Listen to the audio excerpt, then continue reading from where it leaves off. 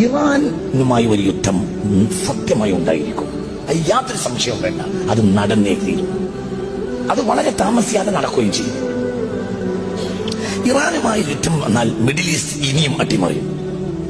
Middle east അട്ടിമറിഞ്ഞാൽ നമ്മുടെ സാമ്പത്തിക സ്രോതസ് മുഴുവനും നശിച്ചു. അതുകൊണ്ട് എക്കണോമിക്കൽ സിസ്റ്റത്തെ കൃത്യമാക്കാൻ നമ്മൾ പഠിക്കണം. സൂക്ഷിച്ച് ചെലവഴിക്കാൻ പഠിച്ചവർക്ക് ദാരിദ്ര്യം വരികയില്ലെന്ന് മുഹമ്മദ് മുസ്തഫ. ഇത് ഒന്നും കൂടി ശ്രദ്ധിക്കണം. ഞാനിത് വളരെ പണ്ടേങ്ങളോട് പറയുന്നുണ്ട്. ഇനി ഒരു യുദ്ധം ഉണ്ടാവുകയാണെങ്കിൽ അത് ഇറാൻ. ഞാൻ 2000 മുതൽ പറയുന്ന അവസാനമാണ്. പഴയ കേസറ്റൊക്കെ കേട്ടാൽ എനിക്കറിയാം. അടുത്ത യുദ്ധം ഇറാനുമായാണ്. അത് ഭയാനകമായിരിക്കും.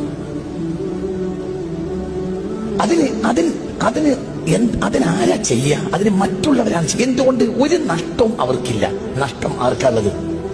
പറ, ആർക്കാ നഷ്ടം സംഭവിക്കുക? മുസ്ലിമീങ്ങൾക്ക്.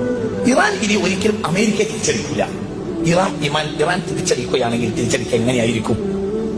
ഒരു സാധാരണ നിലയിൽ ഒരു രാജ്യം തിരിച്ചടിക്കുകയും പോലെ ഇറാൻ തിരിച്ചടിക്കുകയാണെങ്കിൽ ഖത്തറിലോ സൗദിയിലോ ഉള്ള അമേരിക്കൻ ക്യാമ്പുകളെ ആക്രമിക്കുകയാണ് ചെയ്യുക. അപ്പൊ സ്വാഭാവികമായും എന്തുണ്ടാവും? ആ രാഷ്ട്രം ആ പക്ഷത്ത് ചെയ്തു. ഇത് നടക്കൂലേ? നടക്കും. നടന്നേ ചെയ്യും.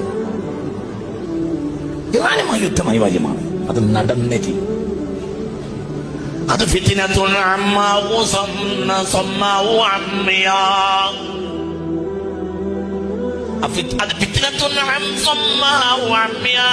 അത് കണ്ണില്ലാത്തയും കാതില്ലാത്തയും യുദ്ധമായിരിക്കും.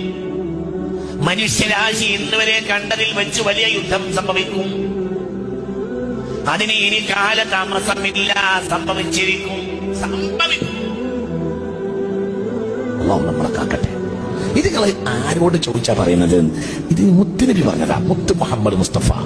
ഞാൻ കുറെ കാലങ്ങളായി നിങ്ങൾ കുറെ കാര്യങ്ങൾ പറയാറുണ്ട്. അതങ്ങനെ തന്നെ നടക്കാറുണ്ട്. അത് കവടി നേരത്തെ പറയുന്ന വർത്താനല്ല. അതങ്ങനെ സംഭവിക്കും. അതിന്റെ രീതി അങ്ങനെയാണ്. അതിന്റെ രീതി കണ്ടാൽ അങ്ങനെയാണ്.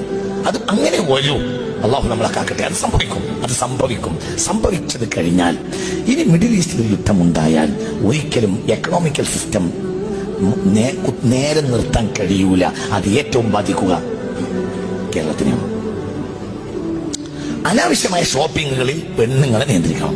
ഇന്നത്തെ നമ്മളെ സാഹചര്യം ഇപ്പോഴും നമ്മളെ പെണ്ണുങ്ങൾക്ക് മനസ്സിലായിട്ടില്ല. ഇതിനേക്കാൾ വലിയൊരു വിപത്താണ് നീ പറയാൻ പോകുന്നത്. അതായത് ഒരു കല്യാണം ഉണ്ടായി എന്ന് സങ്കല്പിക്കാം. ഒരു കല്യാണം ഉണ്ടായാൽ ആ കല്യാണത്തിന് പുതുവസ്ത്രം തുറക്കാം. അത് അങ്ങനെ തന്നെയല്ലേ പറയും? അത് അടുത്ത ആഴ്ച പിന്നെ കുടുംബത്തിൽ വേറൊരു കല്യാണം ഉണ്ടായാൽ